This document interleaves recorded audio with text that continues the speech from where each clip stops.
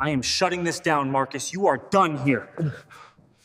You don't tell me what to do. Get in here and face me. Slam it. Faster. Don't stop now. Keep pushing.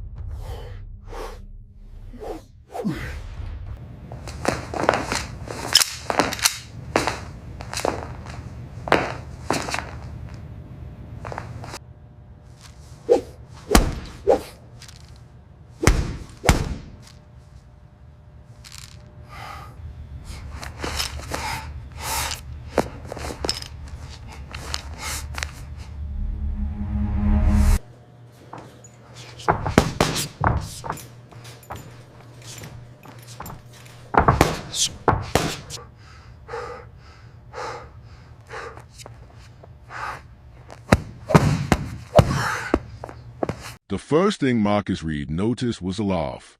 It cut through the gym like broken glass, sharp, careless, meant to be heard. He stood under the buzzing fluorescent lights, sweat cooling on his back, hands wrapped and ready, when the sound found him. The ring ropes creaked as someone leaned in close. "Wrong place," the man said, smiling. "This isn't charity night." Marcus kept his eyes forward. The heavy bag swayed in his peripheral vision, still rocking from the last hit. The gym was full, fighters, coaches, phones half raised, but suddenly it felt airless. He'd learned that feeling young, the moment when the rules bent quietly, when attention narrowed, when everything became about who people decided you were. The man in front of him was Tyler Kane, local star, viral clips, sponsors, confidence polished into something sharp. He bounced on his heels, amused, like the outcome was already written. Marcus said nothing.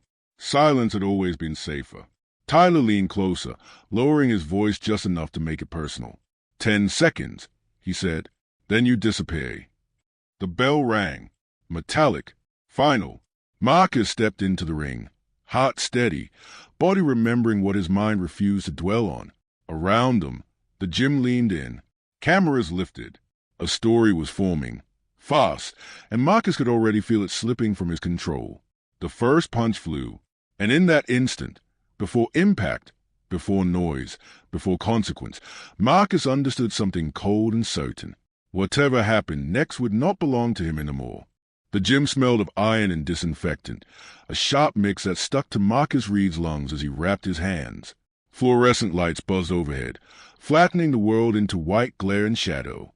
He kept his eyes down, focused on the ritual, because rituals were safer than people. The heavy bag swayed slightly from someone else's last punch, leather creaking like it remembered pain. "Hey!" a voice said, loud, careless. "You lost, man?" Marcus didn't answer. He tightened the tape, steady, methodical. Around him, Saturday night sparring hour hummed, gloves thudding, shoes squeaking, laughter spiking and fading. This gym had always been neutral ground. Also he'd believed. Seriously, the voice went on. Locker rooms that way. Marcus looked up. The speaker was a blonde fighter with a crooked grin and sponsor logos stitched across his shorts. Tyler Kane, amateur circuit darling, social media loudmouth. He leaned on the ropes like he owned the place. "I'm good," Marcus said. Tyler laughed. "You sure?" Coach said open sparring, "but I don't think you're ready." His eyes flicked over Marcus's dark skin, the plain gear, the lack of entourage. Different weight class. Marcus felt the familiar tightening behind his ribs. He'd learned to measure rooms fast, to read when silence would be used against him. "I signed up," he said, "just like everyone else." A few heads turned. A woman by the speed bag slowed, listening. The assistant coach pretended to check his phone. Tyler hopped through the ropes, gloves already on. "Look, I'm doing you a favor. 10 seconds, tops." He stepped closer, voice dropping, intimate and sharp. "Then you can tell your friend you almost went pro." Marcus met his eyes. He thought of his father's advice, delivered years ago in a kitchen that smelled like coffee and worry. Don't give him the excuse they're looking for. He swallowed. "Rings free," Marcus said. Tyler's smile thinned. "That's cute." The bell rang, sudden and metallic. Sound snapped the room into attention. Tyler rushed, all swagger and speed, throwing a flashy combo meant for cameras, not consequences. Marcus moved, small steps, breath controlled. He blocked, slipped, waited. Come on, Tyler taunted between punches. Is that all? Marcus felt something settle. Not anger, clarity. 10 seconds. Tyler had said 10 seconds was a promise. A jab grazed Marcus's cheek. Heat flared. He counted once, clean, precise. Tyler blinked, surprised. The room inhaled. Lucky. Tyler spat, charging again. Marcus saw the opening before it existed. He stepped inside the swing, turned his hips, and let muscle memory speak. One punch, then another, not brutal, accurate. Tyler stumbled, pride shattering louder than bone. The bell didn't ring. Time stretched, thin as wire. Tyler hit the mat, eyes wide, confusion flooding where certainty had lived. Silence swallowed the gym. Marcus lowered his hands. He hadn't smiled. He hadn't celebrated. He just stood there, heart pounding, as the assistant coach finally looked up. That's enough, the coach said, voice tight. His gaze slid past Tyler, locked onto Marcus. You're done here. Marcus stayed back, the words landing heavier than any punch.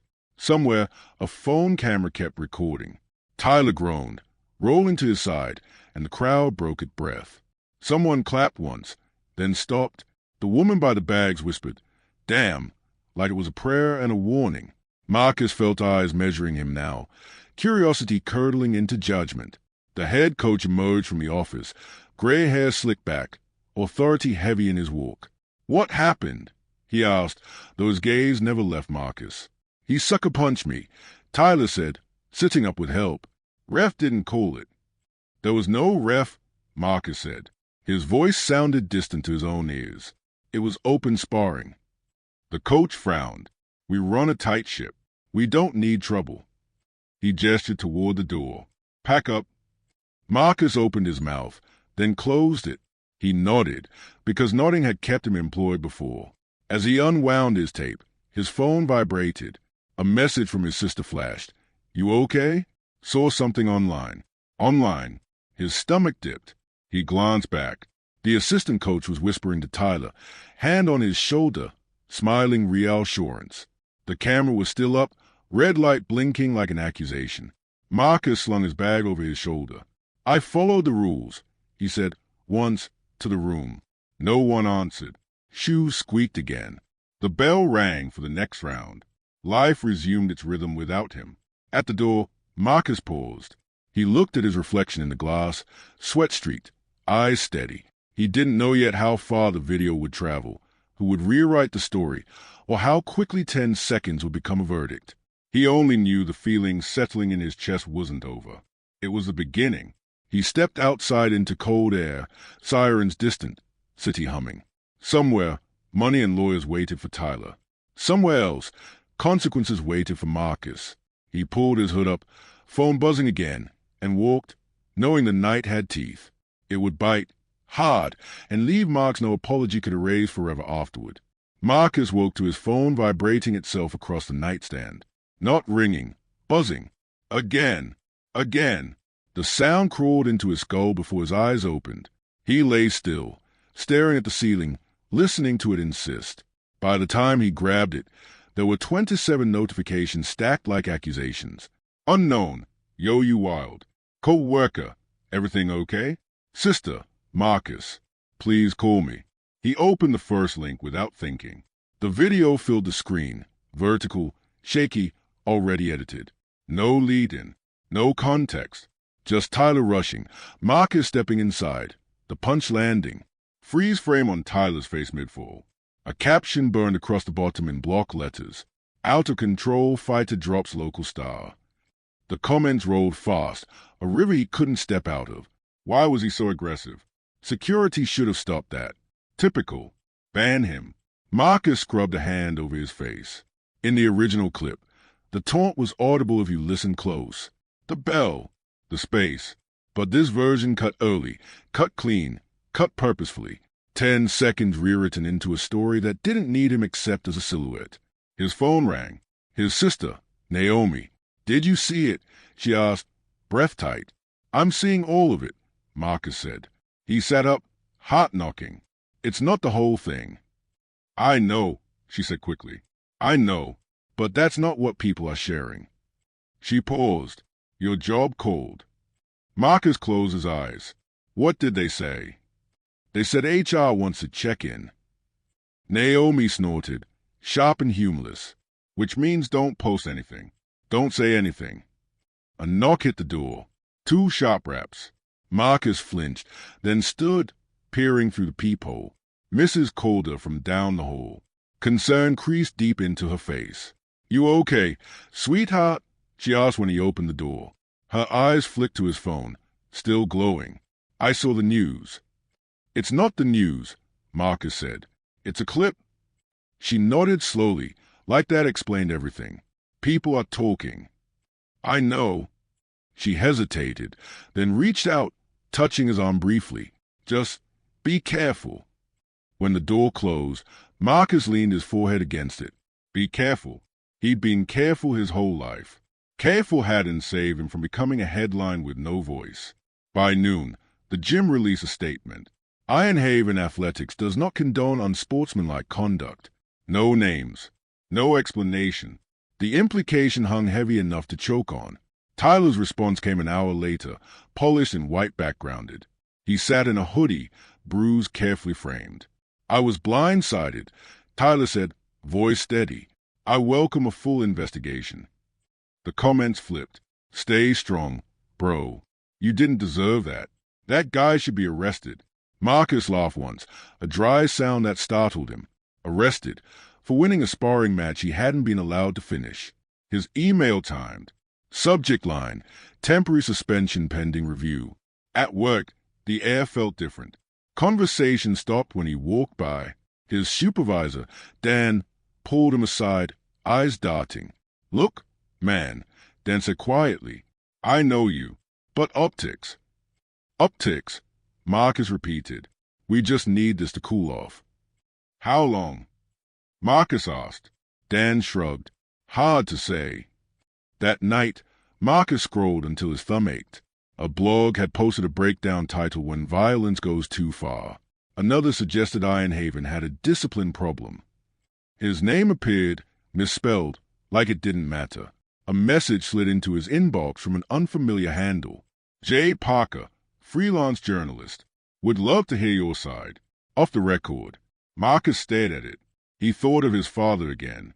Don't give him the excuse. He typed, erased, typed. What's the angle? He wrote. The reply came fast. Truth. Marcus exhaled. Truth had become a moving target.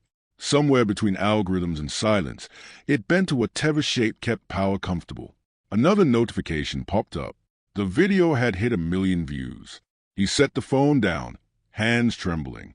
Outside, a siren wailed, then faded. The city kept going. Systems humming, gears turning, stories choosing their heroes. Marcus stood at the window, watching headlights smear into lines. He wasn't famous. He wasn't protected. He was just a man who'd stepped into a ring and learned that winning didn't mean control. Somewhere across town, Tyler Kane slept under the weight of reassurance and lawyers. Marcus didn't sleep at all. When dawn crept in, pale and indifferent, he knew one thing with brutal clarity. Silence wasn't neutral anymore. It was permission, and permission was already being used against him. Marcus sat in the folding chair outside Ironhaven's office, knees spread, hands clasped so tightly his knuckles burned. The hallway smelled like old rubber mats and burnt coffee. A poster on the wall read discipline. Respect. Legacy. The words fell like a day. The door opened. The head coach didn't look at him right away. Come in, he said. Inside, the office was cramped with trophies and framed photos, Tyler front and center in most of them. The coach gestured to the chair opposite his desk, then folded his arms. This didn't have to get this messy, he began. Marcus kept his voice level. I didn't make it messy. I showed up. I sparred. The coach sighed, like Marcus was a disappointment he'd already forgiven. Perception matters. Sponsors watch us. Parents. The commission. So does the truth, Marcus said. The coach's jaw tightened. Truth is subjective. Marcus stared at him. Is it? There was a power imbalance. The coach said carefully. Tyler's a name. Yo, He stopped himself. You're newer. I've been here 8 months. The coach waved that away. That's not the point. What people shall look bad. What people were shown, Marcus corrected. Silence stretched. The coach tapped a pen against the desk. For now, the suspension stands. For how long? We'll revisit after the commission review. When is that? The coach's eyes flickered. Not scheduled yet. Marcus stood. The chair scraped loud against the floor. So I'm out. No timeline. No appeal. You should lay low, the coach said. Don't provoke anything. Marcus laughed softly. I didn't provoke anything the first time. The coach didn't respond. Outside, Marcus called Naomi. She answered on the second ring. They are freezing me out, he said. Of course they are, she replied. That's how this works.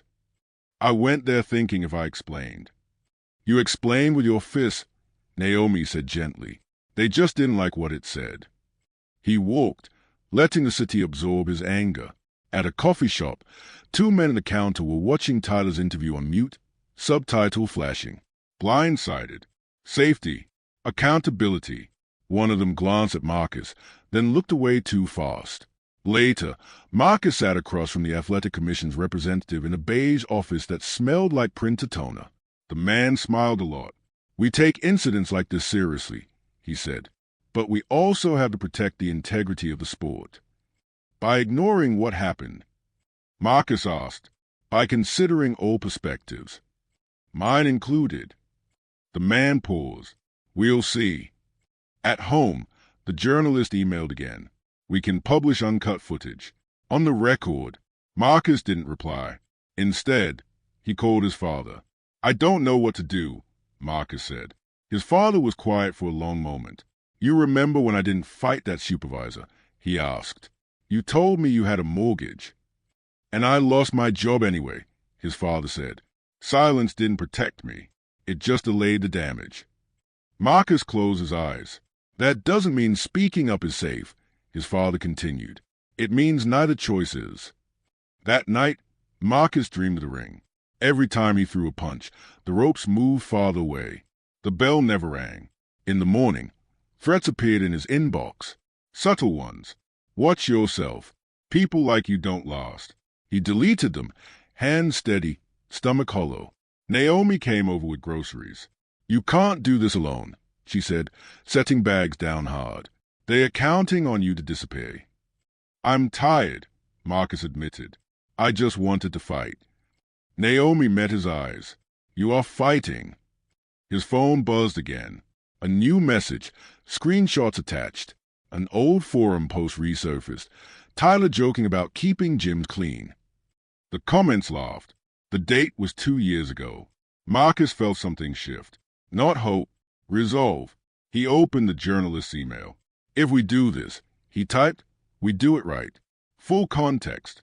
No edits. The reply came back almost immediately. Agreed. Marcus set the phone down. His hands shook, but he didn't stop them. Speaking up wouldn't fix everything. It wouldn't make him safe. It might cost him more than he'd already lost. But silence had a price too, and he'd been paying it for years. Tyler Kane's apartment was sleek, sterile, and humming with electronics. Every surface reflected polished surfaces, every frame a curated image of his rise. Trophies, magazine covers, selfies with sponsors. He leaned back in a leather chair, iPhone in hand, scrolling through notifications like a soldier reading enemy movements. The video of him hitting the mat was everywhere, but he wasn't worried. Not yet. He had lawyers, publicists, and a narrative already rehearsed. It was a world he'd built, fast money, flashing lights, social media applause, and he'd learned early that perception was everything. Tyler, you okay? Asked his manager, Hannah, entering with a tablet. She looked younger than him, sharper, practical. Her eyes flicked to the video, then back to him. Fans are spinning it, but the gym statement is solid. Sponsors are calm. I saw it, Tyler said. His jaw clenched, but the words didn't betray panic. It's edited. I know what happened. They don't, Hannah said. People only saw you fall, and now the press is sniffing around. Tyler smirked, brushing a hand through his hair. Let them sniff. Doesn't change the fact that I'm fine. The footage will show I'm not hurt. Fine isn't the point, Hannah said, scrolling. They are framing him, Marcus, saying is out of control. People are twisting it for clicks. You need a plan. Tyler leaned forward, elbows on knees. He's just a kid. No sponsors. No followers. The gym will protect me. The world will protect me. Hannah hesitated. The commission will want a full report if complaints surface. And people are starting to dig into your record. Tyler waved a hand. Record? What record? Old incidents, Hannah said carefully. Minor, but noticeable if someone's looking for patterns. We can handle it, but the narrative matters. Tyler leaned back, voice light. So what? Let them spin. Doesn't matter. I win. But inside, a small corner of his mind, the one he never shared with anyone, twitched. He had always been untouchable. Not invincible. Untouchable. Until someone dared to step in and prove otherwise. And now, Marcus Reed had done just that. Later, Tyler sat in front of his webcam for a scheduled live stream. Fans popped in, hearts and emojis exploding across the screen. He laughed, brushed off questions about the sparring incident, and promised a full story coming soon. But his fingers tapped nervously under the desk. Something in the way Marcus moved, precise and quiet, lingered in his mind, a reminder that control was fragile. That night, Tyler scrolled through old posts, comments, mentions. He noticed patterns he hadn't wanted to see. Complaints buried under praise, whispers he'd ignored. He told himself it was nothing. He had Hannah. He had lawyers. He had the system on his side. He had always had the system on his side. Yet, when he finally turned off the lights and leaned back, the trophy seemed sharper, colder, almost accusatory. In his sleep, the fall played on repeat, Marcus's calm precision haunting him, a truth Tyler's world wasn't ready to acknowledge. By morning, Tyler was awake before dawn, checking his phone obsessively. Every new mention was a calculation, every retweet a threat or promise. The world outside his apartment wasn't neutral. It was a mirror, reflecting not just what had happened, but what might still happen if the right people started asking the right questions. And somewhere, deep under the surface of his bravado, Tyler realized that privilege wasn't armor.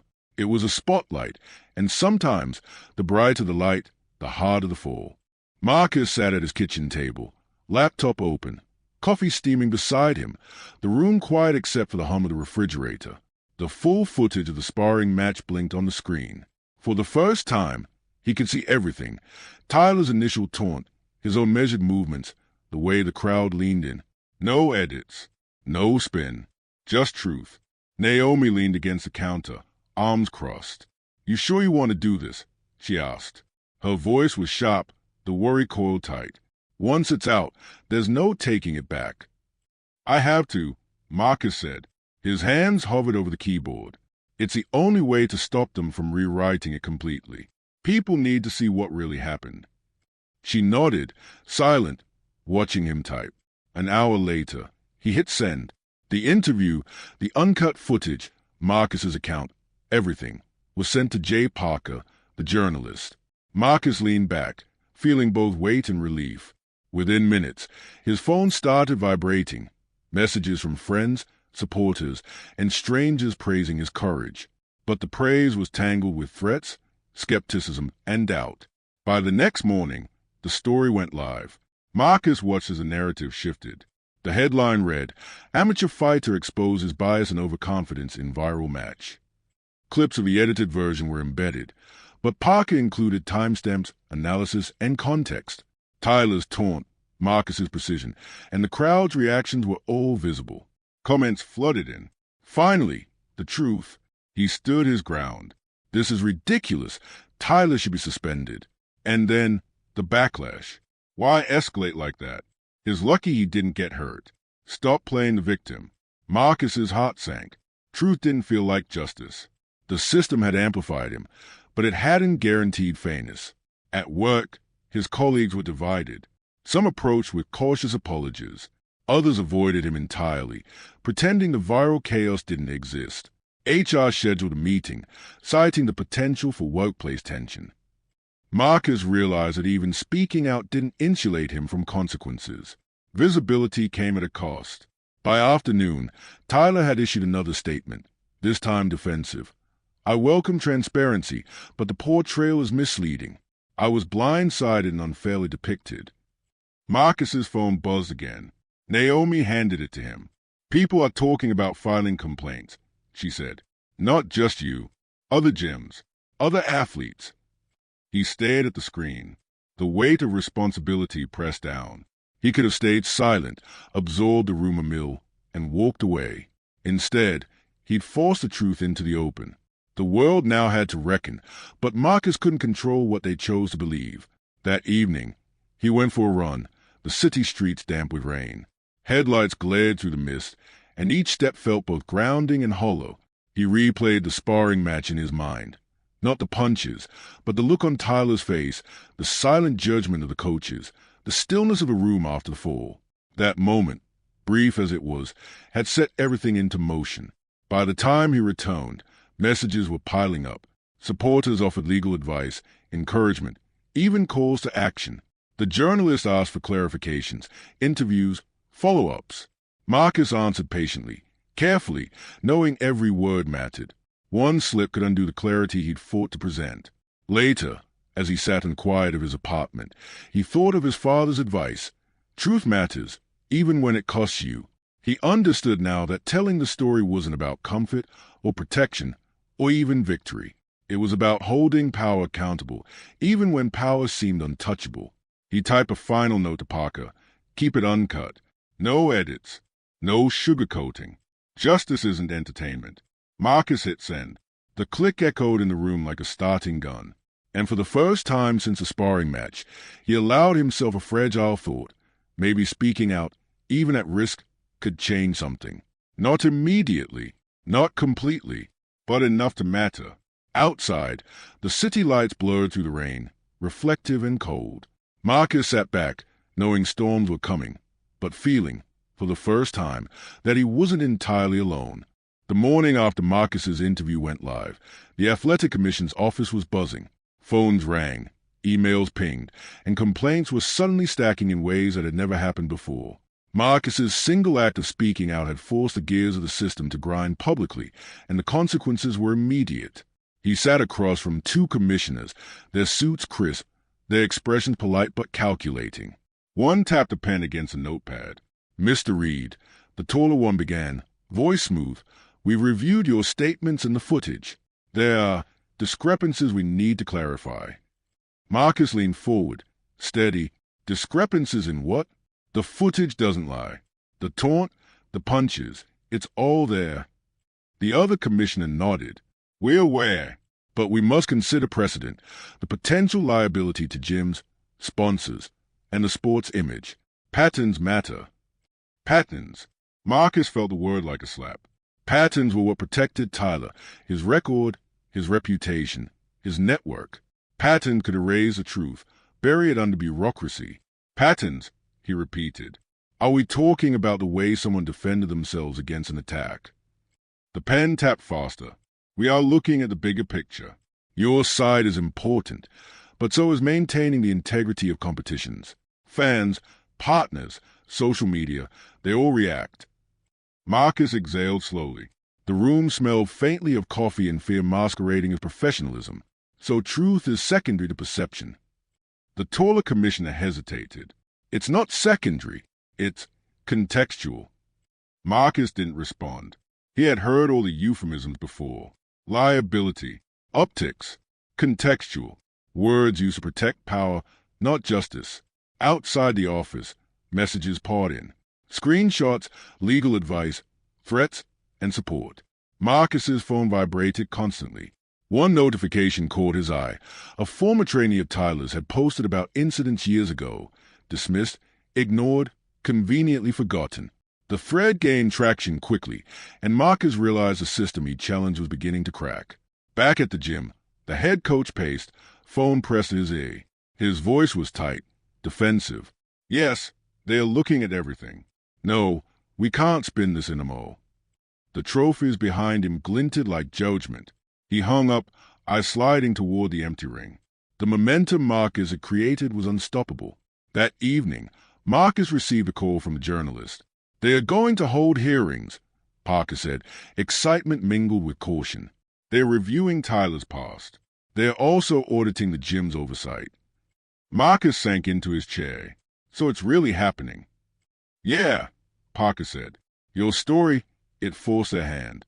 "The system doesn't like public pressure, but it can't ignore it." Marcus ran his hands over his face. He knew the next weeks wouldn't be easy. Public scrutiny, institutional resistance, threats from those loyal to Tyler, everything he'd feared would come. But he also recognized something powerful. Momentum had shifted. By nightfall, news outlets began picking up the narrative. Editorials questioned biases in gyms, sponsorship favoritism, and the treatment of minority athletes. Social media amplified the discussion, tagging commissions, gyms, and influencers. Tyler's previous incidents resurfaced, but with each revelation, Marcus felt a mix of vindication and unease. Justice was emerging, but it was messy, painful, and incomplete. He stepped outside for a run, the city lights reflecting off wet asphalt. Cars hummed by, sirens in the distance, the world continuing its indifferent rhythm. Marcus's fists clenched, not in anger but determination. He had forced the system to respond, but now he had to endure the pressure it would apply in return. Later, Naomi sat with him, silent for a long time. Finally, she spoke. "You did this, Marcus. They can't pretend anymore. But you have to be ready for what comes next. People will try to break you." "I know," Marcus said. I didn't realize how heavy it would feel to make the truth public." Naomi reached out, holding his hand. "That weight isn't yours alone. It belongs to everyone who's ever been ignored. You're carrying more than you think." Marcus looked out the window. City lights made by rain.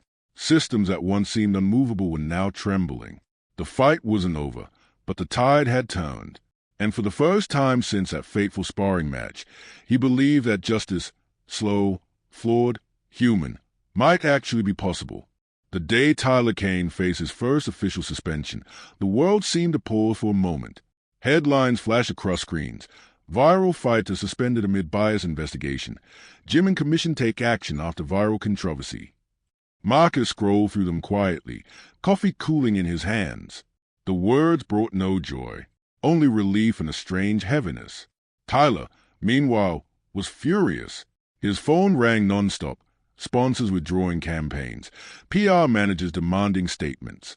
He paced his apartment, ignoring the messages but hearing the echo of each one in his mind.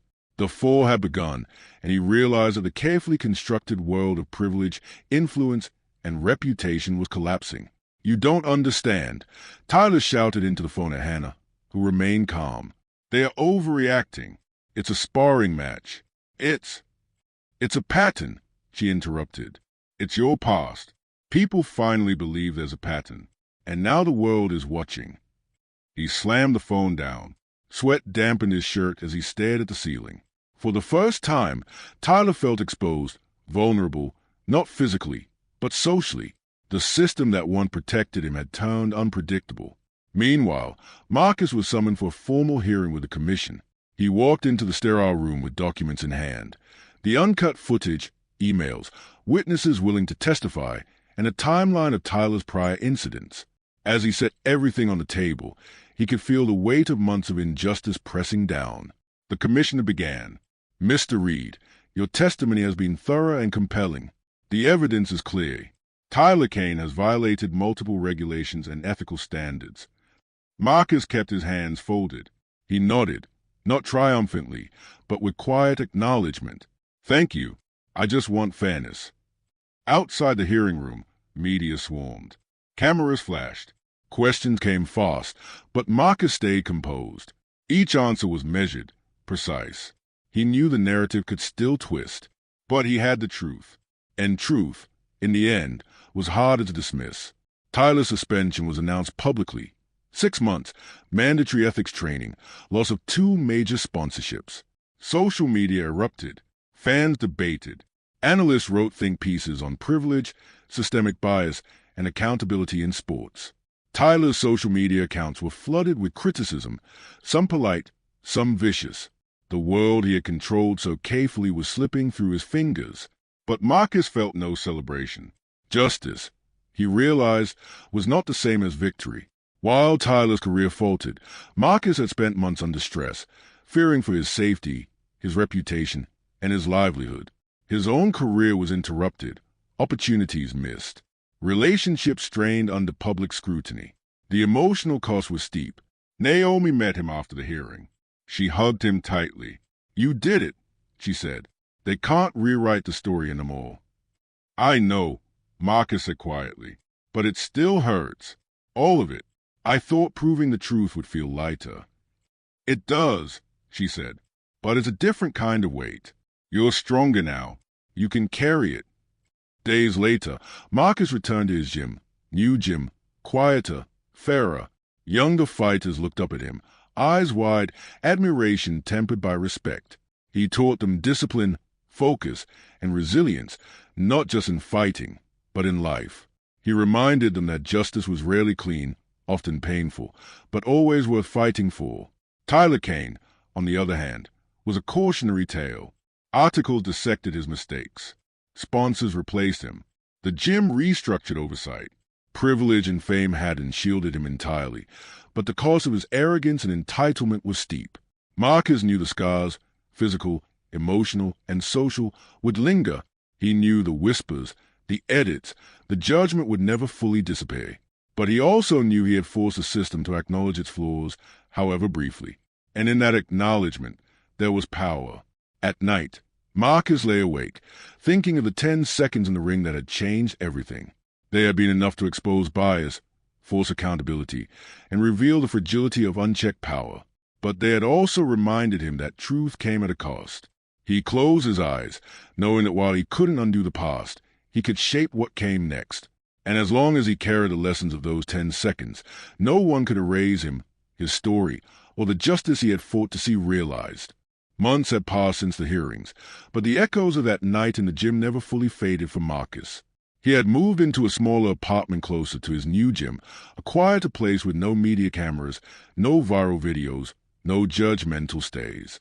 The air smelled faintly of waxed wood and chalk, familiar and grounding. The new gym was different. Coaches treated all fighters equally, emphasizing discipline and respect rather than image or connections. Marcus watched young athletes throwing punches, dodging, sweating, and learning, not to go viral, not to impress sponsors, but to fight their best fight. He guided them patiently, correcting form, offering advice, and teaching what he had learned the hard way. "Remember," he told a 16-year-old boy struggling with footwork, "every movement counts. Discipline doesn't just make you a fighter, it makes people notice you for the right reasons." Outside the ring, Marcus kept to himself. Some days, he walked the city streets long after dark, running past streetlights and neon signs, replaying memories of the fight, the viral chaos, and Tyler Kane's suspension. He thought of the people who had doubted him, whispered behind his back, or used silence as a weapon. Even in quiet moments, the cost of speaking out was clear. Old wounds remained, missed opportunities, lingering anxiety, and fractured trust. Friends and colleagues had changed. Some had disappeared. Others had returned cautiously. But Marcus understood that resilience didn't mean being untouched. It meant moving forward despite the weight. Naomi visited often, carrying groceries or checking in with a quiet presence that didn't demand answers. She understood that Marcus had no simple victory to celebrate. Justice had come, but it had left a trail. One evening, Marcus looked at the footage of the fight again. He didn't need to relive the punches. He focused on the 10 seconds of clarity, the moment when precision, patience, and courage overcame arrogance and bias. That memory no longer burned with fear. It lingered with resolve. A former teammate stopped by the gym, hesitating before speaking. "Marcus, thanks for showing us it's possible to stand up even when the system's against us." Marcus nodded, eyes steady. "It's not easy, but someone has to start. Otherwise, nothing changes." The gym's head coach, a younger man who had taken over after the old guard stepped down, approached Marcus one evening. "You've done more than fight," he said. "You've changed the culture here. Not just the rules, but how people think." Marcus smiled faintly, just trying to do right by the fight and the fighters. At home, He pinned a small photo to the wall, a snapshot of him mid-punch during that fateful sparring match. It reminded him of everything: fear, anger, injustice, and ultimately, resilience. It was a quiet testament, a signal that while life hadn't been fair, he had survived, and in surviving, he had reclaimed a measure of power. Outside, the city pulsed with its usual rhythm: sirens, streetlights, distant conversations. Marcus stepped onto his balcony, looking down at the streets, feeling the hum of the world continue around him. He wasn't the same man who had walked into the gym months ago. The scars remained, yes, but so did the lessons. He understood that justice could never erase pain, but it could validate experience. It could force the powerful to answer for their actions, even if imperfectly, and it could inspire others to stand, even when silence seemed safer. Marcus inhaled the night air deeply. He had learned that life wasn't about perfect victories. It was about endurance, clarity, and standing up when it counted. The phone buzzed, a text from a young fighter he was mentoring. "Thanks. I'll remember." Marcus set the phone down and smiled quietly. That, more than anything, mattered, and in the calm of the night, with the city below and the lessons carried in his chest, Marcus understood. What remained wasn't fame, or viral clips, or headlines. It was resilience. It was purpose. It was a knowledge that, even after injustice, he could still fight. The public hearing was held in a modest auditorium, the walls lined with polished wood and muted fluorescent lights. Marcus sat at the front, documents spread before him, video timestamps, witness statements, emails from the gym, and the journalist's notes. The room smelled faintly of coffee and cleaning solution, a neutral backdrop to the storm of attention that had gathered outside. Tyler Kane entered, flanked by lawyers and a PR team, his confident swagger muted under the weight of months of scrutiny. The bright hoodie he always wore seemed dull under the cold fluorescent lights. His eyes flicked to Marcus, a flash of recognition and something sharper: concern, maybe fear. The hearing began formally. A panel of commissioners took their seats, voices clipped and professional. Marcus rose to speak, keeping his tone measured, his gestures minimal. He recounted the sparring match, step by step, each word deliberate, each motion supported by footage. He described Tyler's taunts, the crowd's reactions, and the way the edited video had misrepresented the incident. One commissioner interjected. "You assert that systemic bias influenced the gym's response. Can you elaborate?" Marcus nodded. "Calm now. Yes. The original footage shows my technical skill, my restraint. The edited clip made me appear aggressive. The coaches and staff prioritize protecting a known athlete over fairness. That's not isolated. It's a pattern. Silence and loyalty were rewarded. Truth was penalized." Tyler's lawyer stood. "Objection. This is character assassination." Marcus met Tyler's gaze for a moment. "It's evidence, not opinion." The panel allowed him to continue. He presented emails from coaches, screenshots of social media responses, and testimonials from former gym members who had witnessed similar patterns of favoritism and dismissal of complaints against Tyler. Every piece reinforced the narrative. The system had shielded privilege and punished those without it. When Marcus finished, the room was silent. Even the commission seemed to pause, absorbing the weight of months of evidence compressed into precise testimony. He sat down, heart steady but awareness sharp. Tyler's defense faltered. His PR team tried to spin, but the mounting evidence left little room for narrative control. The gym's oversight failures, the prior incidents, and the viral nature of the initial sparring clip, all documented, combined to form a picture Tyler could no longer evade. After hours of testimony, questions, and deliberation, the panel announced their findings. Tyler Kane was to serve a one-year suspension, complete with mandatory ethics training, public acknowledgement of misconduct, and restitution to Marcus for career disruption. The room hummed. Reporters scribbled notes. Cameras clicked. Tyler's face drained of color, the carefully crafted armor of privilege and arrogance finally pierced by accountability. Marcus felt a strange weight lift, though it was tempered by months of anxiety, loss, and uncertainty. Justice had come, but the personal cost remained. His career had been interrupted, relationships strained, opportunities lost. The system was far from perfect, and the scars, emotional and social, would linger. Outside the auditorium, journalists swarmed. Fans debated. Social media exploded with commentary. Some celebrated Marcus as a symbol of resilience. Others scrutinized his every move. He walked calmly, Naomi at his side, their hand brushing for reassurance. Later, alone, Marcus replayed the 10 seconds in his mind. Tyler's taunt, the bell, the first step into the ring, each movement precise, each decision carrying weight beyond the fight itself. That moment had set everything into motion.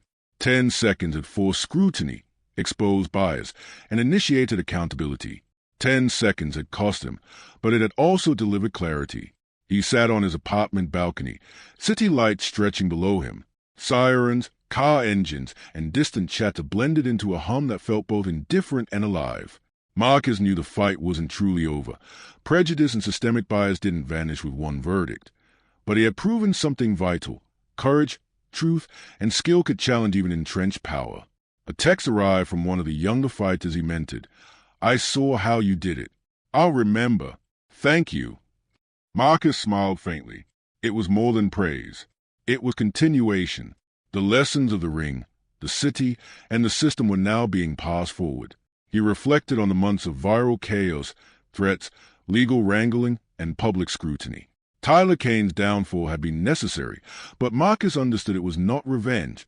It was consequence. Justice, he realized, wasn't about celebration or malice. It was about balance, exposure, truth, and the possibility that the world could respond, even imperfectly, to inequity. Night deepened around him.